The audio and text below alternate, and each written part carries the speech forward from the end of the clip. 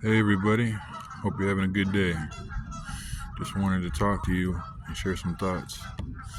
I've been thinking a lot about spirituality lately. I've been reading the Bible and reading other books over a long period of time, just talking about spirituality and how we can live better internally and externally.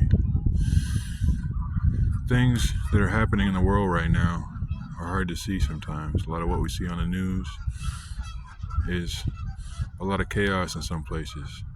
And our interactions with people are, at least from my experience and some of the experience of other people, are not always what we want them to be. There's a lot of tension. Think about how you feel around people. Sometimes you feel okay, or sometimes you feel good, but sometimes you feel not so good.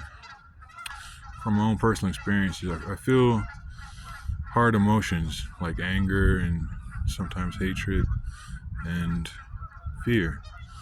And that's something we can let go of by just asking for help from God, talking to God, and relying on God to lead us out of that. That's a trap that we've been led into. Most of the people in this world have fallen into fear or anger or some type of suffering like that.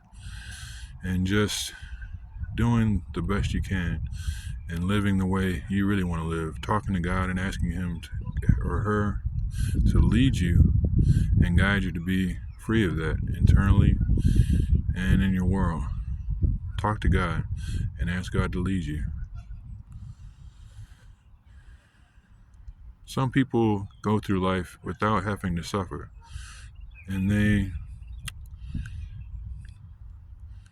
very compassionate people. No matter if you suffered or not suffered, nobody has to suffer at all. It's not necessary. I once heard my dad say that my grandfather said to him that life was about suffering, and some people have said that about what Buddha said too, but it's really not necessary to suffer.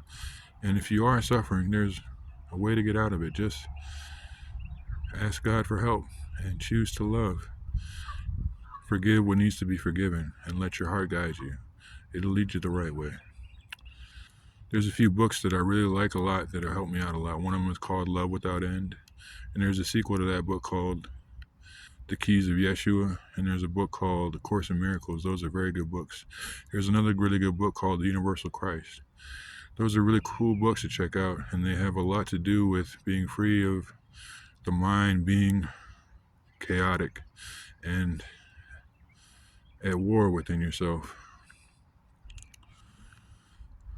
Thank you for listening. Have a great day, y'all.